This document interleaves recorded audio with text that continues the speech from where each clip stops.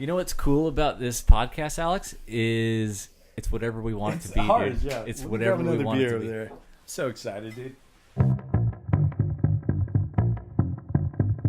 What was your first original name for the podcast? The first original? Design and Build with Alex and Kevin. That was the original name. That was the original concept. That was gay. I texted him last... It's not gay. It's still in the running.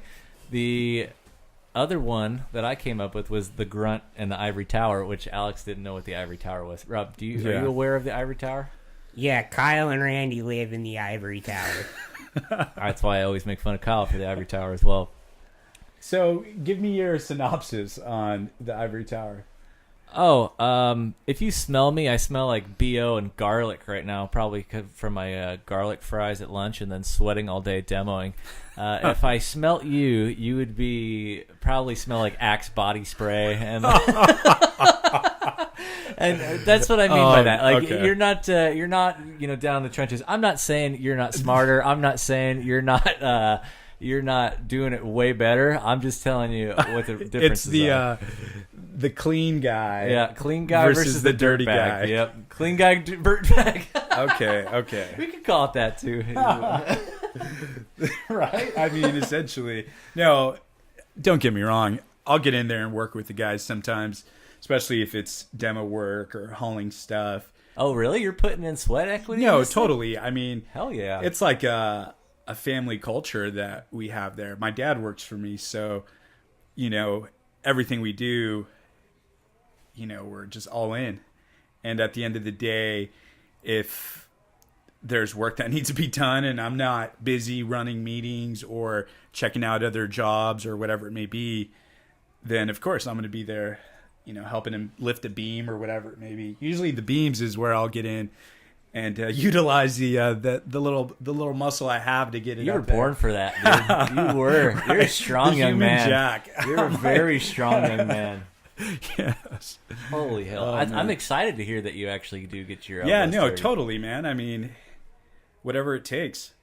Based on your Instagram, I figure you were just sitting back with your feet up, just taking pictures of these beautiful projects. I'm Mexican, dude. Like you. As a Mexican, you can't just chill. And I mean, the way I was brought up and raised, you can't just watch. You got to always help. Hell yeah, dude. So 100%. And I think that's where, my whole vision of the company is just having this culture where, we're all there to look out for each other. At the end of the day, let's go live. 3, 2, 1. All right, and we're live. First episode of the laborer and the quasi-laborer. the Grunt and the Ivory Tower. I got to put it out there. That was man. that was a pretty good one. Because or we could go with I keep forgetting the name of it. Design and Build with Alex and Kevin. Those are our 3 options. Please weigh in on all social media channels. I'm Kevin Murphy. This is Alex Serta, and we have producer Rob Cohan in the building. Rob, how the hell are you? I'm good. Excited to do it. Cheers, man. Cheers for finally putting this together. Absolutely. Number one. A lot in the talk. Number Rob, 1. Slam your water glass over here. Cheers, dude. Thank you. Without you, we wouldn't be here. Cheers. Thanks so much, Rob, for definitely providing the equipment, providing the editing and the hosting. You're building a little bit of an empire here, Alex. The whole idea is real estate. Real estate is a very, very, very high commodity, and it's something that if you learned a lot of aspects of it, I mean, you can position yourself to eventually, be a good, strong player. But at the end of the day, I'm just learning. I'm young. And I think that, I'm one of the biggest fears that I've had going into all of this and really putting myself out there is, the lack of knowledge and experience that I have. And, there was this guy on Instagram, Andy Frisella. He talks about the imposter syndrome and how everyone at some point in their life goes through this phase of like, wow, I'm trying to be something that I'm not. or that I haven't been. But, you know, when you really have the passion for it, it's like you're not going to give up. I know. That's the whole reason why I wanted to call you and get this thing going, is because I see the same fire, dude. Yeah. It's like I want to get better at construction. It's cool. Yeah. Me and you, we go way back, man. For sure. Shit. What, Going high back school. Well, yeah, no, we've known each other for 10 plus years, easy. But yeah, high school days. But we really started getting tight when we were in the tip jar stuff. Remember? Oh, how could I forget? Dude? Yeah. Right. 6 months. Yeah. No, that was, I think, when I got started in my, well, I feel like I've always had like a trait of entrepreneur to always try and really just take those risky, I guess, yeah, those risky options of, you know, future work or business opportunities, whatever it may be. But being able to get in that tip jar stuff, that was interesting. I learned a lot about trying to keep a group of people together back then. That was crazy. That was crazy. Honestly, Kwok did a really good job at that. Yeah. He had a really good energy going in that warehouse, dude. He did. Everybody was chasing the one team, one dream philosophy. Yeah, he did. Dude, working around the clock, 12, 16-hour days. You were fucking sleeping there, dude. Well, yeah, I think that's where I felt like I was definitely a big force in that whole process of being able to put in the work that it needed to make an impression, you know, and become a brand. And that's really where I think the whole branding thing, you know, really started becoming more of an idea and a direction that you have to cover a lot of aspects of creating a brand to be able to constantly stay relative or relevant. And that's what I think, looking back or springing forward to now, is being able to push and create a brand in the construction business and in this real estate business that eventually is just like, man, pretty intense, but mainly construction. It's definitely what I'm 100% in right now. Well, construction is booming right now. Yeah. And the real estate market, it's going haywire. We're getting spooled if we're out there on the ocean open, like the open ocean. Yeah.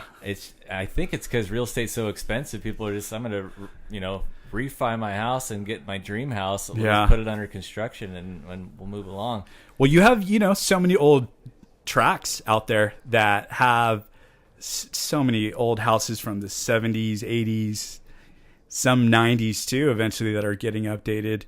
But yeah, there's so much real estate out there, so many houses that, you know, everyone needs to upgrade. And now with the HGTV movement that came in to everybody, you know, this whole space. When did that strike? When did HGTV? Right? HGTV used to be like nothing, right? Me? Because that really was the turning point. What's HGTV? That's the Home and Garden TV network. Oh, yeah, all okay. DIY, Flipper Flop, all those fun little TV shows that make you want to be a real estate mogul. I've always wanted, like, those real estate ones where, like, people go and they buy a house. You know, are they getting, like, great deals on houses for doing these shows? Or I don't know how the back end works. Do you know, Alex? Did they get any kickbacks for being on that show? Like, as far as the purchase power? I don't know. I have a client right now who we're finishing up some plans, trying to get some permits. But before they reached out to us, it was me and the designer that I work with. They had met with this new girl that is going to have an HGTV show. Actually, her series just aired yesterday. It's called Hidden Potential. Our tile people, Stone and Ceramic Services, just posted that online. Some local girl. Yeah. So this girl, she's a local girl.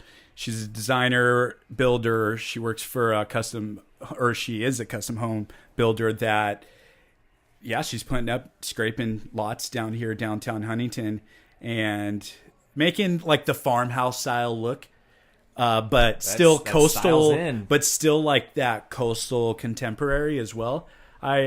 I like her style. She knows how to do a lot with the very, very little, which is pretty cool. But she's got seems like a good personality. So I think she's going to probably do well with her TV show. A lot of times what I've heard is these TV shows, they'll get, an episode or two or a project or two kind of as a run to see how they perform during a recording, I guess. And then they figure out if it's something that they want to move forward with. But she's done enough to where she got a full season and it's going to air. So Huntington Beach is going to be on the map on HGTV for sure. Especially after Fixer Upper's going. I guess they're like retiring or something. Are they really? Yeah, I heard. That's a great show. Yeah, I heard that Chip and Joanna Gaines, they're having more kids and they're just going to ride off into the sunset. Right on. After they just made a killing on. We got to get in the TV game. What are we doing in the podcast? I think it's all, right? It's all about the branding game, right? You got to be able to, but yeah, probably once you start getting some airtime like that, you have a good personality or a good couple, I'm sure it works. Dude, but HGTV started in December 1st, 1994. It's owned by Discovery. And 1994. So like they hosted Bob Vila's fucking home show for 20 plus years, but it was this, I guess, this Fixer Upper stuff that really started pushing HGTV into like the more modern family's household. Did you watch Bob Villa growing up? I did not, dude. I did, dude. Dude, I bet you did. Hell yeah. I bet you did. The only thing I know about Bob Villa is that Villa he used to be on the Tim Allen show, Home Improvement. Yeah, for sure. Actually, when I was brainstorming this podcast, I was thinking about Tim the Toolman Taylor for sure. I'm Tim the Toolman Taylor. Is that what you're trying to say? No. Oh, I'm kidding. I was just thinking about. Of course, you're Al. No, you're Al. Yeah, right. This guy over here. This is. You do have the beard. I do have the beard. I cannot grow a good beard. Really? You don't have it? Look, you get good stubble. You'd think it'd come in. Yeah, that's probably about it. That's like my peak, is the 5 o'clock shadow. And it takes like 5 days to come in, really. Oh, man. I've been digging ditches in construction since I was 15 years old. Yeah, so what's up? Give us that background, right? You're a second generation. Yeah, the Sav, RJ Murphy, has been doing it for 30 years, just about, in Huntington Beach, particularly Huntington Harbor. The harbor. He just got a nice little niche over there in one part of the world, and he's all on word of mouth. He's a freaking dinosaur, man. That's awesome. It is awesome. It's a dream. That's probably a lot of construction workers aspire to do, but no website up until 2-3 months ago. No, not a drop online. All just somebody told somebody else. Right. Unbelievable. Like before the internet, he just made it all happen. Yeah. But my worry now is that it's an older crowd over there, and without the internet, you're going to be having that presence. I feel like someone that's been in the game that long has been able to dial in every trade, every aspect, every material of the process. And that's really what drives a lot of like my, I guess I'll call passion as far as trying to master this craft.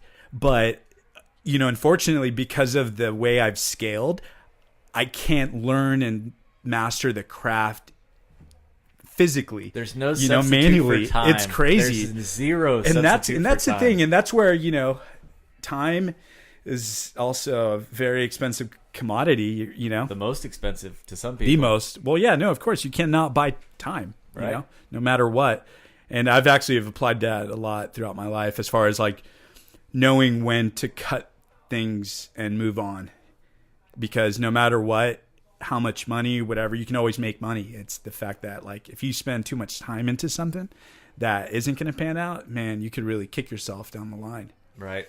But the thing with your pops, going back to the way that he's probably dialed in everything. I mean, his relationships with his vendors, his trades, he's able to probably come in at a really efficient price point to be able to get a lot of work out there, I'm sure. Or what do you think? I mean, pricing wise, he's at the top of the. Is he expensive guy? Okay. He's I mean, when you're cost plus, I mean, that's where I feel like you can only be so high at a certain point, because you're going in with the base bid or a base price with allowances, and everything has its stipulations. But and even touching on allowances, when you write contracts, you always have to cover yourself, and as a GC. Making sure that stuff is always has a cap. Explain what an allowance is, because when I first started, I would hear my father say that, and I didn't comprehend what that meant. I do now, but let's an allowance. What I would say in my layman's term is that you pretty much are allotted a budget for whatever's going to go into that phase or that trade, and by the time everything's said and done with the designer or the architect, everyone throwing in their 2 cents and their design ideas, you finally price it out closer towards the completion of the job, and you find out, wow, this cost really exceeded this allowance because of X, all Y, these and other Z. influences Right. that are involved in the process. So it's crucial to definitely have that stuff there. So going back to that, price points that you're able to come in at, you're coming in at base price with a lot of stuff. So competitively, I'm sure it's a good way to be in, where you're going to have work for a long time. So that's where you dial it in to a certain point, is what type of business model do you want to have also, right? Is if you want to be that one-man contractor that handles a couple jobs a year and makes a good living, by all means, that's probably from the amount of contractors I've talked to in the past, seems like they're the most sane people sometimes. Yeah, that's definitely the RJ model. Yeah, he really limits his number of projects under construction at the same time, just to keep a level head and really pay attention to detail on each job, which is really what's kept him in business so long. Even in the downturn, he was doing basically a whole house renovation in the harbor, which kept him alive while a lot of people fell off, which is something I haven't seen as I've been working in. I've only been in the field for 3 years now. Yeah, so you've been putting in work, sweating, real work, bub. Yeah, for 3 years now, because third year. I've been in the business now since I officially was registered with the CSLB as a home improvement salesperson. Right. It's going to be 4 years in September. We're doing the extra things before we start the job, as far as opening up certain areas of like the ceilings or walls and trying to verify things. So we really get that initial price and scope of work pretty narrowed down. That's crucial. That really is. So, and that's where I feel like I'm able to get my foot in the door, in a sense, that I'm able to go in and do the design and then the build process. So when I'm doing a lot of the design work, I'm doing a lot of this discovery work along the way. Are you doing a 3D model for every proposal? No.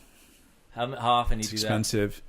Well, it depends what kind of 3D model you want. I saw you there's messing a around lot. with those little architect. I have before. I mean, in my 4 years of learning by trial and error, I definitely dip my toes into those little 3D programs. There's an iPad program that's pretty cheap, but at the end of the day, it's all about the detail.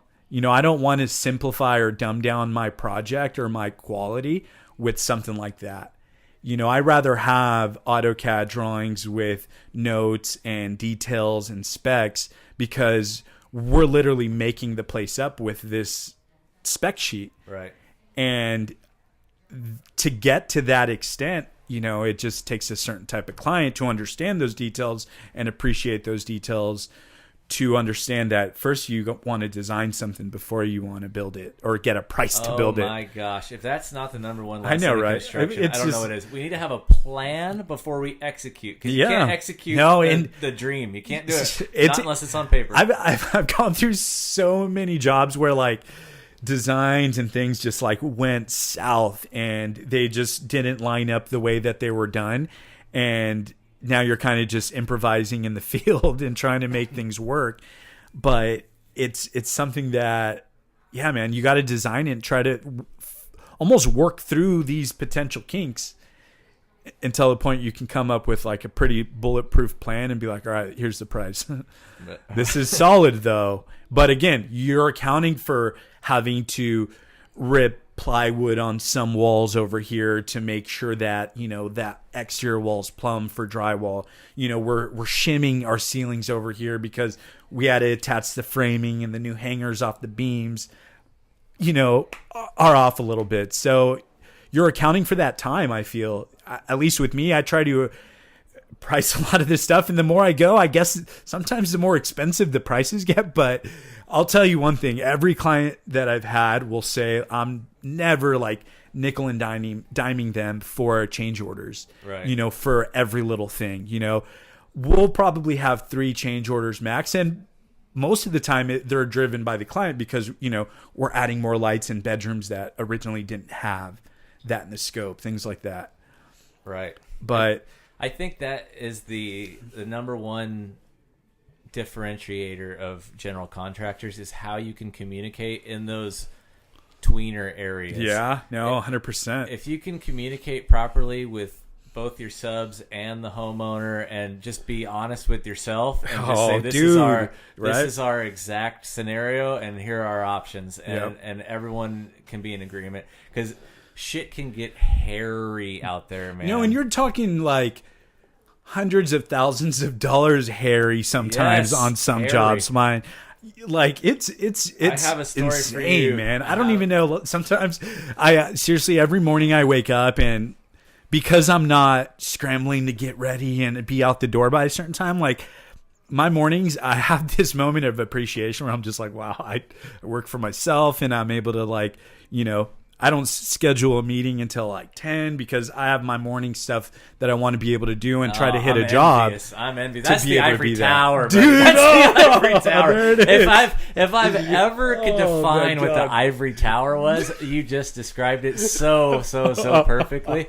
That really is unbelievable, dude. But my morning, it's crazy. I hit the snooze button 1 to 2 times, and I get up, I get dressed. What time?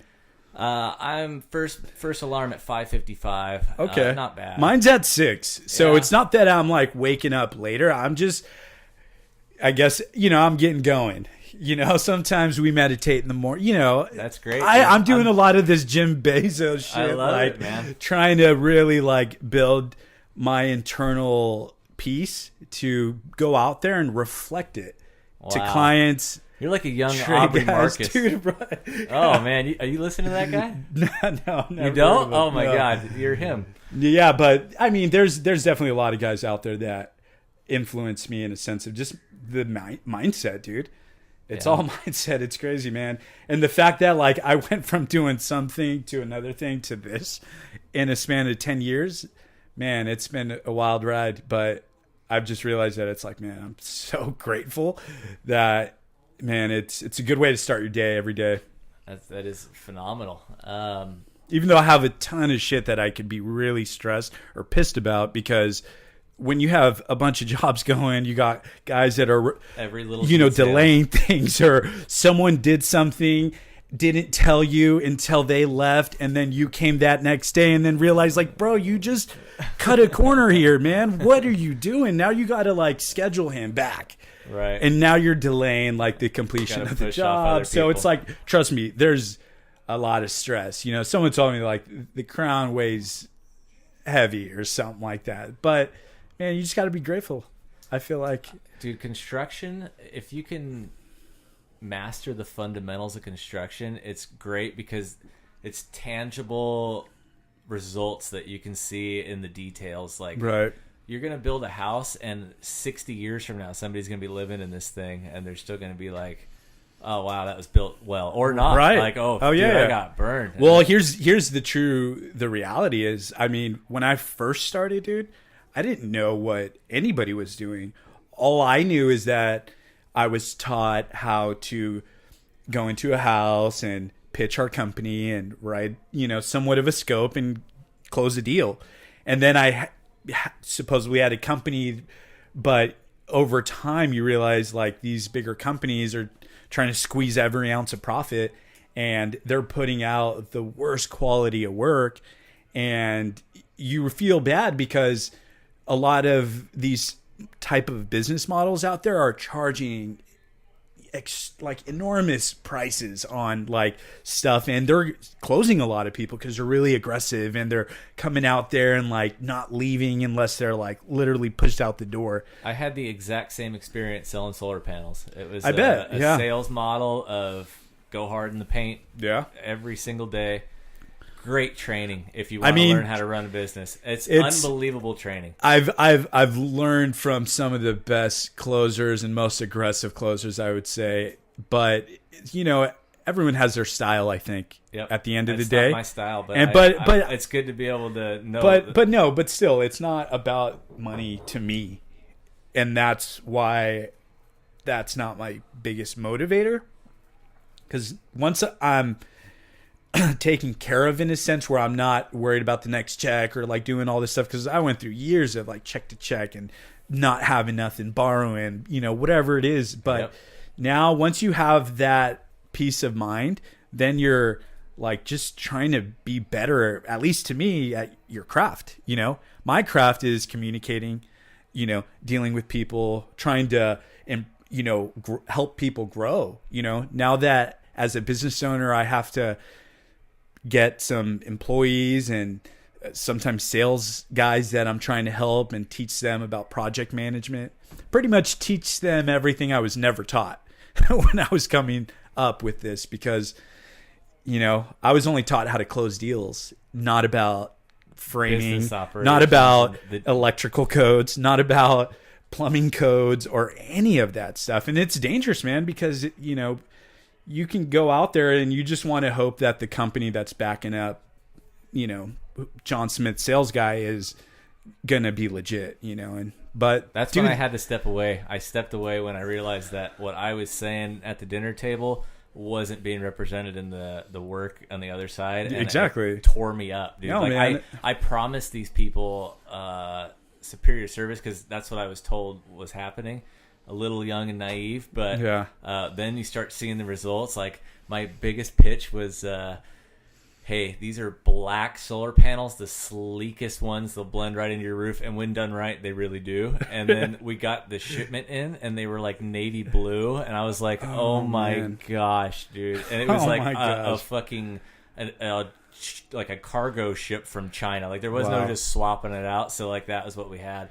And it was really disappointing, dude. I quit soon thereafter. Right? No, I had a situation where, I sold, a $200,000 plus like renovation, and they brought in some of like the worst contractors, guys that should not be out there, and I didn't even know anything in a sense of like permits back then either. We did a crazy remodel job with zero permits. Are you serious? Maybe you shouldn't announce that to the world. Okay, so maybe we'll cut that out. But we might cut a lot of this stuff. Yeah, we're hardcore closers, dude, man. Right, dude. We've been trained assassins to close your ass. Well, that's closers turn contractors, dude. That's what we get. Sure. Well, dude, here's the thing: anybody can do construction if you know how to do it. Well, right? You have to know what role you want to play. Right. Exactly. Overseeing the whole thing is obviously the best, but you have to know a lot of shit. My dad's still learning after 30 years. Well, dude. And so much changes over time too, where you're having to learn new things, new applications, new materials out there. There's just they're trying to make everything, I guess, extra durable these days. Do you ever follow guys on Instagram with like the different contractors out there? I follow the one guy you recommended, the New York guy, huh? CK Construction. CK. Grab a hey, broom. my man. Hey, shout out to CK Construction. What do they have on? What am I missing there on the Instagram? Honestly, he's a funny little character, and he takes pride in his work, and he does a lot of tile work in New York City, like Brooklyn area. He's a kitchen and bath remodeler. Yeah, and he's a hands-on builder. He's an owner operator, where he's on the job doing every trade pretty much. It looks like, and he's closing his own deals, and he's got a beautiful family and everything. You know, he's living the life, man. Like, that's, I think, the ticket, right? Because when you're able to produce your own work and you're in that position, man, oh, you're scraping all the profit. But as that chain of command gets bigger, depending on the business model, you're in a position where, you know, and everyone's either, if that guy is smart enough to do all of the things that creates that brand and retail price point, then that guy's the man.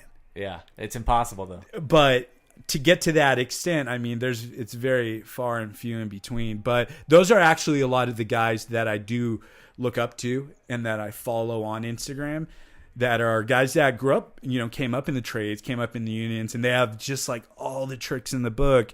And I just love and I admire their mastery of their trade and their application and everything. And that's where, you know, I'm always attracted to those guys that are at the top of their levels, because, yeah, man, they've mastered a craft.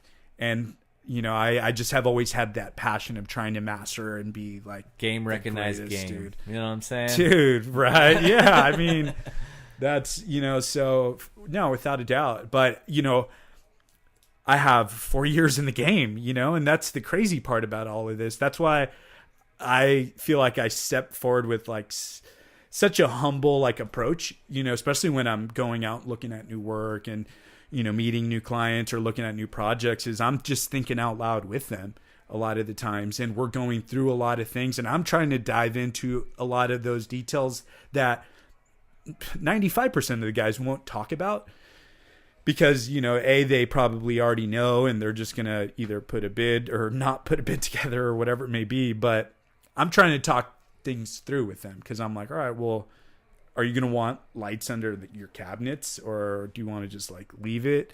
You know, outlets can go in a backsplash or can go under a cabinet, you know, and then you start showing them pictures and they start realizing like, wow, this guy is actually pretty like, you know, dialed in. So then what happens is, then once, you know, we move forward with a design and, you know, or what I call our pre-construction services, which is everything we do before construction, which is like plans, engineering, you know, getting all the elevations done by a designer, all the material specs, like boom, calling everything out and then pricing it. And then knowing like, okay, this is going to minimize change orders. And I think when people can see the cards like that, they're able to make certain decisions. And at that point, I'd rather them pull off a project or not do, or go with someone else at that point, if it's just not going to line up with how I've lined up my processes, you know. But I think it's a process that everyone eventually gets to. It's people probably learn this stuff when they get a formal education or probably proper training. But the crazy part is that, you know, have developed a certain thing over these, you know, last 4 years. And I don't know what other people's looks like. Actually, just recently, I was able to see what like some other contractor proposals look like. And it was based off of my older sister. She lives up in Sacramento. Her and her fiance, they're going to build an addition and remodel a little bit of the house and redo their roof. So you got to peep all their contracts? Yeah, so they sent me all their bids that they got, and they were recommended like really, you know, good contractors or construction companies, things like that. And I was able to easily spot a lot of like the beginners, a lot of guys that are like super detailed. Like I'm really detailed now just because I feel like I have to make up for my lack of knowledge with my attention to detail. I was just going to say that you have a certain amount of paranoia when you're a little insecure. Yeah, dude, I'm paranoid, for sure. 100%. It makes you a little bit more on the ball because you're scared to mess up. Man, thankfully now at this point in the game, because of like a really good friend and I was able to like prep myself and get everything situated where like I have, you know, lines of credits in place and things like that, where if anything's needed, I'm like pretty covered.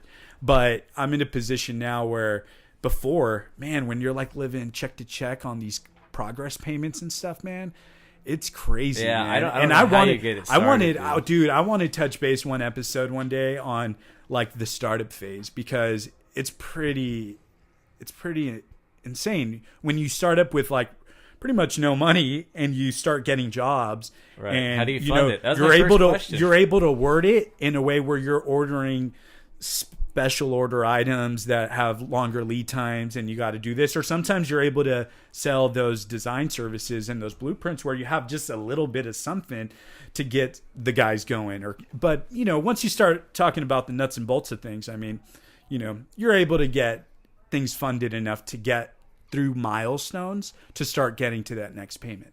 Right. And that's where, dude, but no, it's crazy, man. But at the same time, also, like, I have to give tons of thanks to, my family, my girlfriend, like a lot of people that have helped me through that really tough first year and a half of going through it. So you talked about billing. I just want to talk about my background a little bit Rob, in the, construction. I'm more in the commercial area, and those progress payments, they are unbelievably hard to get. Sometimes I feel like for us, so is it easier for you guys? Like, do they come in and more at a? Well, I think so. Your background, you're in the commercial side of the construction business, and you guys, doing the fire sprinkler work most of the time is union, I'm sure. It is. So a lot of the times you get stuck in the situations when you're a trade contractor, you're not the guy being paid by the entity that's issuing the check. Yes. That's a reason. And I spent a couple years consulting for this company that used to get government contracts for contractors. So like that's when I first realized I needed to be a contractor one day. Is I was like, if all these guys could be contractors, I think I could be a contractor. But sorry, that was cocky. But no, I like it. Right? I have that same attitude. I think it was understanding that, when you're a prime contractor, you're getting paid, and then you're just trying to figure out, who you're going to pay, right? So if you're working with a good general that has working capital and has cash flow and everything, hopefully he'll pay you in a timely manner. I've always, what I've learned, in my short career in the construction business is, cash or money talks, and if the guys get paid and the quicker they get paid and everything, dude, it makes the job go way faster. Dude, that's been the difference maker that I learned from a contractor that I sold some jobs for when I was coming up, that, he taught me about paying people, dude, no matter what, like you pay. And I know like 100% where I stand. Nothing is possible without my guys. Right. I'm not going to be able to go out there and do all of this stuff by myself. I need all my trades. I need, my setup guys, my cleanup guys, everybody, because, it's a business. It's a different model, obviously, but it's something that. Do you hire a cleanup crew? I have a house cleaning company that comes in and does the final cleaning at what about all of our just houses. Job progress But you know what? I saw you post that on that Facebook. I was gonna reply something funny, but something funny. This is serious business. I know. Well, no. Here's the thing: is like I told you, it's family business. My dad, he just turned 61 yesterday. And he's been a hard worker his whole life, man. He was, landscaper. He had his own landscaping company a lot of my childhood. So he's kind of like the entrepreneur that, I learned a lot from. But he, he's always had hard labor jobs, and he was even working at a maintenance company called Bemis that, does a lot of commercial work. But he was a driver. My cousin is like high ups there and got him hooked up. So, they're still needing checks to survive. We're not rich or anything. But end of the day, I was able to, get enough work going to where I was able to get my dad to like quit so he can come and work for me. And, thankfully I'm able to even pay him a little more than what he was getting paid back then.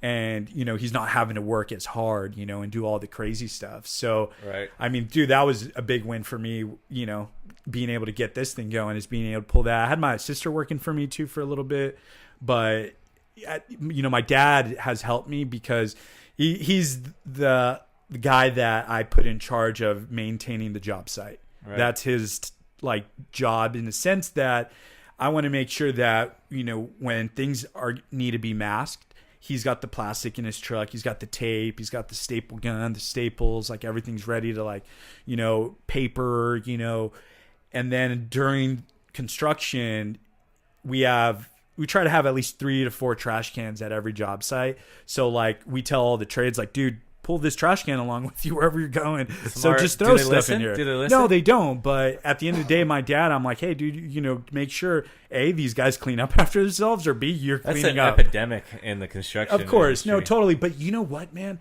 That's my biggest pet peeve is a clean job site, man. And yes, too. I'm a huge and I'm putting money every week out to make sure my job sites are clean. So it comes at a cost. Absolutely. But at the end of the day, because it's my dad, and then, we got him a dump trailer. So he's able to do the dump runs. Like, man, he's my utility man. He's my Swiss Army knife. Man, Frankie, I love that guy. He's like the favorite on the job site. Especially with the clients too. Once the clients find out he's my dad, and then they start talking to him, he's always like, "Oh, I'll take care of the plants for you, or like your flowers, like while we're building an addition or something." Like, right. Dude. And then he's the last guy to leave because usually we'll do a completion notice. I'll say bye, but whether something's getting picked up or delivered or whatever it may be, he's always like somehow the last guy, and he's always like, bye, thank you guys so much. That's so crucial, dude, dude, man, without my pops, like he's for sure like my right hand, which is great, man. He's just cruising, he's just driving, not having to work as hard. So I'm like, dude, work for me as long as possible, because he's bankrolling a bigger Social Security or something. He's getting set up. But what he's ready to do is he wants to move to Ensenada, Baja California. Oh shit! When? Yeah, he's got property down there and some lots and shit like that. And he's built some apartments down there, and he rents some of them. He's got one that we go and stay in when we're there, but he's got some other lots kind of up in the hills and stuff. When you say he built it, he oversaw, or he was actually, so when I was a little kid, as a young kid, probably at 7 or 8 years old, he started taking me to work with him during the summers or Saturdays, where dude, I was mowing lawns with him, cleaning up, all the shit. I was embarrassed about this as a middle school kid, things like that, where your dad's a gardener and you're Mexican, this and that, especially growing up in Huntington. It's like, pretty Jesus. stereotypical. Right? So, but, I was always like, fuck, dude. I kind of felt embarrassed about it, especially when, you have a bunch of friends that are, wealthy, have nice fucking 2-story houses, shit like that. You're like, damn. And that's, I think, really what has given me that, inner fire is knowing, man, dude, people can obtain this. And even though I didn't come from a lot, my dad did what he could to, prep me and put me in a good position to do what I can do to hopefully be able to have a little bit of that lifestyle where we're not, living paycheck to paycheck, and scrambling for shit or having, sad Christmases. It's pretty, it's pretty real, dude. That is cool, man. It is. Yeah. Keep it in the family. Right. Yeah, for sure. So it's definitely a big W for me, a year and a half into this business venture of Keynote Custom Builders. I just saw him at the Home Depot on yeah, the water dude. the Yeah, other no. day. Right now that we're driving, dude, I'm getting my cousin's like, bro, I just saw your dad over here. Yeah, man. I love doing local jobs because we run into everybody. Totally understand. It's all good outside of Huntington Beach. That's Daddy's area, and you're gonna stay away. Oh man. Well, I mean, what's the deal? Are you when are you taking over officially? RJ, he's never gonna let the reins go. I know, dude. he really isn't. He really isn't. Holy hell. He says he has to work another 6 years, so that should give me enough time. I still don't know if that's enough time to learn it all. Dude, you're never gonna learn it all, I dude. know. Here's one of the things that I've mentally, I feel, have conquered is just that needing that security of knowing I'm prepared, because I've winged so much shit in my life. And dude, at least 80% of the time, dude, it ends out either I wanted it to, or not bad, at least. Right. And you're just man, fuck, if I can get away with a lot of that shit, dude, at this point, it's I just got to make sure I don't fucking, tuck and run, and this might settle its way through. for sure. And I think if you just grab life by the balls like that sometimes, man, and you just, that no fear, you're just, fuck it, let's do it. What's the worst that can happen? Oh, let me tell you. File This BK? is the construction story that I'd like to share with you. Oh, my goodness. I'm not going to name any names. God, we're going to have to bleep names out because yeah. sometimes I name drop or, whatever. Oh, a lot of this is getting cut out. It's all good. That's so funny. Anyway, so our concrete guy, one of them, he's doing this massive hangover deck off a cliffside in Malibu.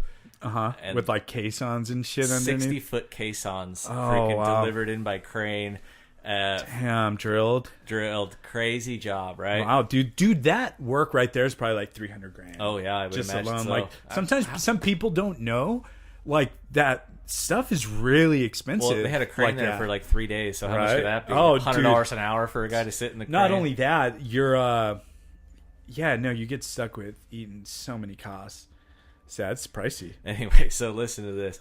As they're doing all the work, the homeowners are lawyers, and they're describing to them how they sued their neighbor for I don't know what, and they ended up foreclosing on their home. They sued the other neighbor. They foreclosed on their home. They inquired to the concrete guy to, I don't know if he was trying to extend the deck or I don't know what. I didn't get the full story, but they asked for a request that was physically impossible, and he denied the request, and now they're suing the bejesus out of him. Oh my god! And he's not incorporated, and so he sold his house. No. Yeah, dude, they've already taken down multiple people. He sold his house. I would hope he's going to gift away his money, pay the 30% tax to his wife or son or somebody, right, instead of losing 100%. They're both lawyers, so they just keep churning the appeals process, right, and they just burn through all your cash by you having to defend yourself in court. God, it's so sick, dude. That's one of the biggest things in construction, man, is watching out for the consumers out there, man. The homeowners sometimes are like, you got to be careful, man. I've had some instances with some clients that, man, trust me, I understand, contractors don't get the best rap for being the fairest guys in the world, but man, there's some people, I think because their lack of of their ability to communicate. Let me explain to you guys what that is. We don't know what's going on when you guys are building, so we don't, we think it should be a certain price, and we don't. Like, it's like when you're trying to get your car fixed. I was just going to say that. You can never trust those guys because you don't know what they're doing. Yeah, you're very vulnerable because you don't know. Of course. And so you always want it to be less than what you... And we just don't know what's going on. It's such a game, dude. I hate it sometimes, man. It's like... I hate, like, the sales gimmicks, where, like, oh, we'll give you a discount here, do this or that. It's like, come on, dude. You marked it up 50% more than you probably wanted it to, or, like, whatever it is. I don't know.